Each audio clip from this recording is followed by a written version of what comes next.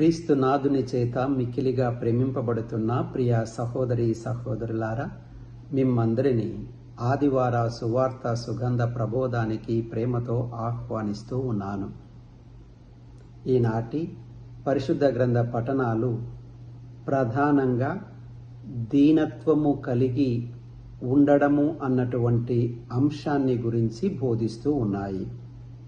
మొదటి పఠనము సిరాపుతుడైన యేసు జ్ఞాన గ్రంథము నుండి, రెండవ పఠనము తిమోతికి రాసినటువంటి రెండవ లేఖ మరియు లూకా శుభవార్త నుండి సేకరించడం జరిగి ఉంది.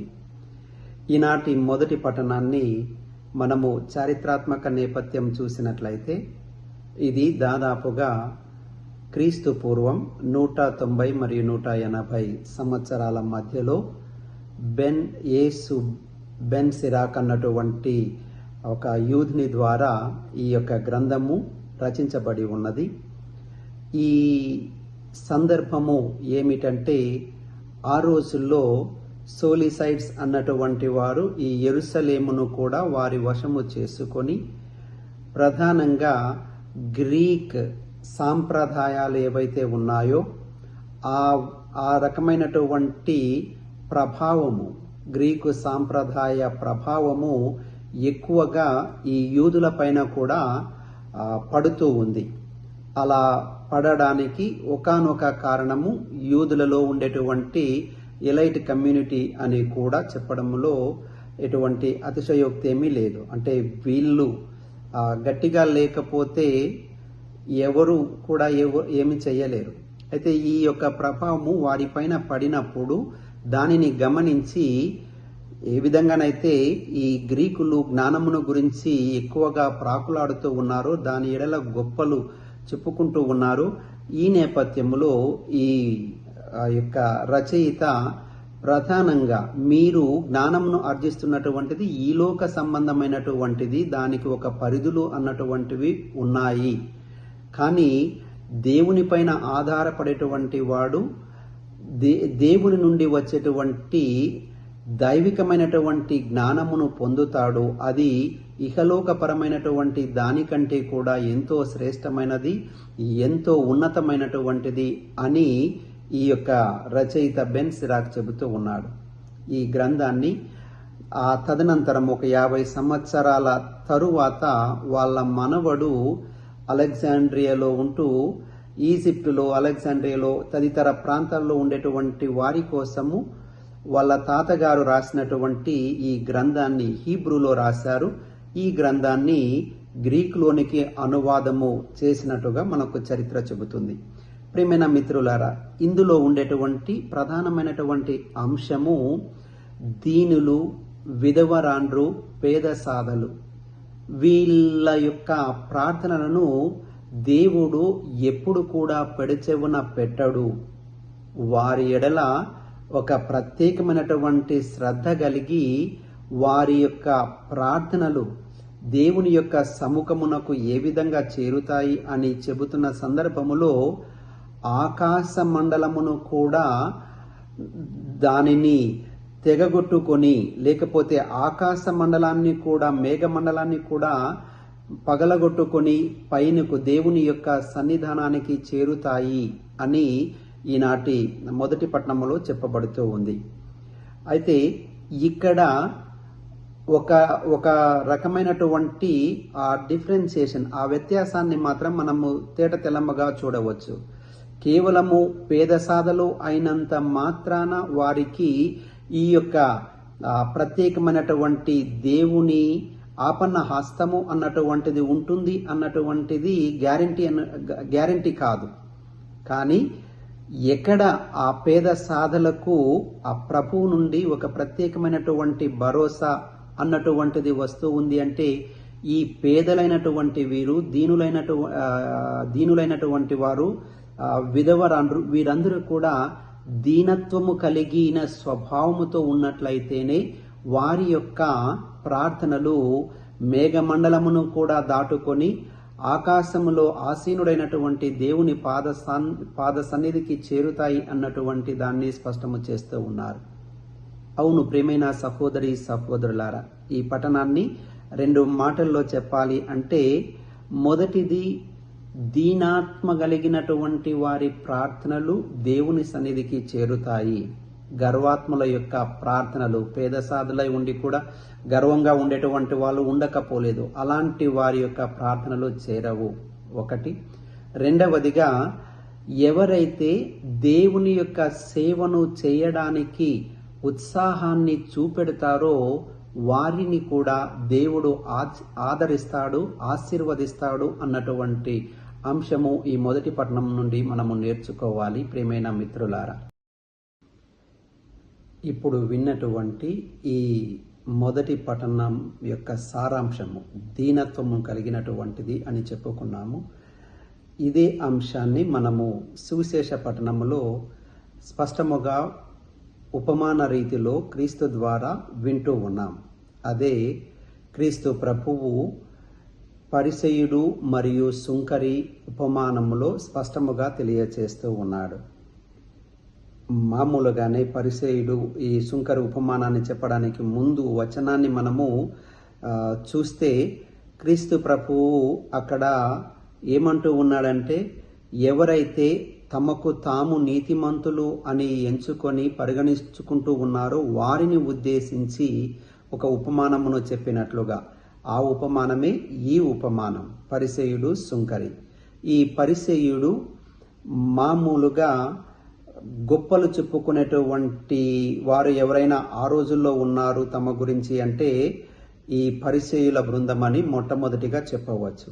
వీరు వారు చేస్తున్నటువంటి దైవికమైన ఆధ్యాత్మికమైనటువంటి విషయాలను ఎంత సాధ్యమైతే అంతవరకు బయట పెట్టుకోవాలి, ఇతరుల కంటపడాలి అన్నటువంటి రీతిలో వారి యొక్క ఆలోచన విధానం ఉండేది. దీనిని ఒక ఎక్కడో నేను చదివాను. ఏమిటంటే, ఈ పరిసయ్యులు ఇందాక ఉపమానములో వారానికి 2 మార్లు వారు ఉపవాసం చేసేవాళ్ళంట. ఏ రోజులు చేసేవారట? మామూలుగా సోమవారము మరియు గురువారము, ఈ 2 రోజులు ఈ పరిసయ్యులు ఉపవాసాలు చేసేవాళ్ళట. ఎందుకు అని నేను అలా ఆలోచించి చదివితే అక్కడ గమనించవలసినటువంటి విషయం ఏమిటంటే, ఈ సోమవారము మరియు గురువారము యెరూషలేమునకు చుట్టుపక్కల ఉండేటువంటి పల్లె పట్టుల నుండి యెరూషలేమునకు వచ్చేవారట. దేనికి? ఆ రోజు వాళ్లకు మార్కెటింగ్ డే, ఈ సంత అని మన మాటల్లో చెప్పవచ్చు. ఈ ప్రజలు మార్కెట్ కోసమని యెరూషలేమునకు ఆ సోమవారము గురువారం వస్తారు. కాబట్టి ఆ రోజైతే వారు ఉపవాసం చేసినప్పుడు ఇంకా వారి యొక్క కనపడేటువంటి విధానము, వారు వేసుకున్నటువంటి బట్టలు, లేకపోతే ఈ పూసుకున్నటువంటి విభూది లేక బూడిద, ఇవన్నీ కూడా ప్రజల కంటలో పడతాయి. అందుకని ఆ 2 రోజుల్ని ఎంచుకొని ఆ 2 రోజులు ఉపవాసం చేసేవారని కొన్ని అనువాదాల ప్రకారము వారిని గురించి చెబుతూ ఉంది. ఏది ఏమైనప్పటికీ ఈ పరిసయ్యుడు ఎంత గొప్పగా ఎవరి ముందు, సామాన్యుల ముందు చెప్పుకున్నా ఏదోలే అని అనుకోవచ్చు. సాక్షాత్తు దేవుని సన్నిధానానికి వెళ్ళి దేవుని ముందు ఎంతో గర్వంగా తనకు తానుగా గొప్పలు చెప్పుకుంటూ ఉన్నాడు. నేను వారానికి 2 మార్లు ఉపవాసాలు చేస్తూ ఉన్నాను, నేను ఎంతగానో పేద సాధలను ఆదుకుంటూ ఉన్నాను, అవి ఇవి అన్నీ చేసినవి చేయనివి అన్నిటిని కూడా గొప్పలు చెప్పుకుంటూ ఉన్నాను. అంతేకాదు ఆ గర్వము ఎంతవరకు ఉంది అంటే, ఈ పక్కన ఉండేటువంటి సుంకరి ఉన్నాడే, ఆ పాపాత్ముడు ఉన్నాడే, వాడిలాంటి వాడిని నేను కాదు అని చెప్పి తన యొక్క ప్రార్థనలో ఆ విధంగా చెప్పుకున్నాడంటే తన యొక్క విషయ పరిజ్ఞానము లేక వారి యొక్క గర్వం ఎంతగానో ఉంది అన్నటువంటిది అర్థం పడుతూ ఉంది. ప్రియమైన మిత్రులారా, ఇక్కడ 3 మాటల్లో ఈయనను పక్కన పెట్టి 3 మాటల్లో ఈ సుంకరిని గురించి మనము పరిశీలిస్తే, ఆకాశము వైపు కన్నులెత్తి కూడా చూడక, దానికి ముందుగా ఆయన దేవాలయములోనికి కూడా ప్రవేశించక, అంటే తను ఆ యొక్క దేవాలయంలో నిల్చోడానికి కూడా అర్హుడు కాదు అని తను భావించాడు. కారణము, తనకు తెలుస్తూ ఉంది తను ఏంటి, ఏ విధంగా ఉన్నాడు, ఏ విధంగా మోసం చేస్తూ ఉన్నాడు. తన యొక్క బలహీనతే కావచ్చు, లేక వృత్తిరీత్యా సుంకరి కాబట్టి రోమా పాలకులకు సుంకము వసూలు చేసేటువంటి వృత్తిలో ఉంటున్నాడు.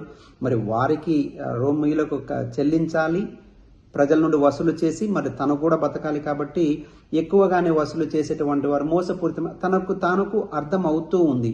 అందుకని నేను అనర్హుడు అని తనకు తాను భావించుకొని ఆ దేవాలయంలోనికి ప్రవేశించుకోకుండా తన యొక్క అయోగ్యతను గుర్తుంచుకుంటూ ఉన్నాడు. ప్రియమిత్రులారా, తరువాత ఆకాశం వైపు కూడా కన్నులెత్తి చూడడానికి సాహసించక తనను తాను అక్కడ ప్రజెంట్ చేసుకుంటూ ఉన్నాడంటే ఆకాశంలో దేవుడు ఉన్నాడు. ఆ దేవుని వైపు చూడాలంటే పవిత్రత, దానికి అర్హత అన్నటువంటిది ఉంది అని తను సుంకరి పాపాత్ముడుగా ముద్రితమైనా కూడా ఆ విధంగా కన్సిడర్ సమాజం చేస్తున్నా కూడా ఆయన అది ఏంటిది అని గుర్తించగలిగాడు. మరి ఆకాశం వైపు చూడాలంటే అర్హత లేదు అని భావించి చూడలేకపోయాడట. మామూలుగా కొన్నిసార్లు తల ఎత్తుకొని జీవించాలి అంటే ఎంతగానో గొప్పగా జీవించాలి అంటారు కదా. తల దించుకొని జీవించడము అన్నటువంటిది ఇదిగో దేవుని ముందు ప్రతి ఒక్కరము కూడా తల దించుకొని మనము ఉండగలగాలి. ముఖ్యముగా దేవుని సముఖంలో ఉండేటువంటి దేవదూతలను మనము పరిశీలిస్తే తల దించుకొని ఆరాధన పూర్వకంగా ప్రభువును ఆరాధిస్తున్నట్టుగా ఉంటూ ఉంటాయి. ఎందుకంటే ఆ దేవుని యొక్క పవిత్రత ఎంత గొప్పదో ఆ దేవదూతలకు తెలుసు. మనము కూడా దేవాలయంలో ప్రవేశిస్తున్నప్పుడు ఏ విధమైనటువంటి ఆహభావాలతో ముందుకు వెళుతూ ఉంటాం. విర్రవీగేటువంటి విధంగా, మోకాలు కూడా వంచనటువంటి విధంగా, కొంతమంది చొక్కా గుండీలు కూడా పెట్టుకోకుండా ఒక రకమైనటువంటి అహంభావ స్వభావం అన్నటువంటిది కనపడుతూ ఉంటుంది. దానిని ఈరోజు ఈ యొక్క ఉపమానం ద్వారా ప్రభువు ఖండిస్తూ ఉన్నాడు. ఆకాశం వైపు కూడా ఆయన కన్నులెత్తక పోవడాన్ని అభినందిస్తూ ఉన్నాడు, మెచ్చుకుంటూ ఉన్నాడు. ఇక మూడవదిగా తను హృదయాన్ని బాదుకుంటూ ఉన్నాడు. అంటే తను ఆ పిలువబడినటువంటి పవిత్రమైనటువంటి జీవితాన్ని జీవించలేకపోయినందుకు తనకు తాను కుమిలిపోతూ ఉన్నాడు. ఆ గ్రహింపు, ఆ కనువిప్పు అన్నటువంటిది ఆయనలో ఉంటూ ఉంది. దానిని ప్రభువు ఈరోజు ప్రత్యేకంగా అభినందిస్తూ ఉన్నాడు. మరి ఈ ఇద్దరు కూడా ప్రార్థనలు అయిన తర్వాత పరిసయ్యుడు, సుంకరి ఇద్దరును పోల్చినప్పుడు ఎవరు దేవుని యొక్క ఆశీర్వాదాన్ని పొందుకొని దేవుని యొక్క మెప్పును పొందుకొని వెళ్ళారు అంటే ఇదిగో ఈ సుంకరే కానీ ఆ పరిసయ్యుడు కాదు అని ప్రభువు స్పష్టము చేస్తూ ఉన్నాడు. ప్రియమైన సహోదరి సహోదరులారా, మన యొక్క దైనందిన జీవితంలో కూడా ఇలాంటి స్వభావము కలిగి, అంటే దీనత్వము, వినమ్రత, మత్తయి శుభవార్త 5వ అధ్యాయం 3వ వచనములో దీనాత్ములు ధన్యులు, దైవరాజ్యము వారిది. అదేవిధంగా 5వ వచనంలో వినమ్రులు ధన్యులు, వారు భూమికి వారసులు కాగలరు అన్నటువంటి అంశాలు ఇవన్నీ కూడా మనకు ప్రత్యేకమైనటువంటి ఒక బోధన చేస్తూ ఉన్నాయి. ప్రభువు ముందు మనము ఎంత ఉన్నా కూడా తగ్గి ఉంటేనే ఆ ప్రభువు మనలను లేవనెత్తడానికి అవకాశం ఉంటూ ఉంది అని మనము గ్రహించాలి.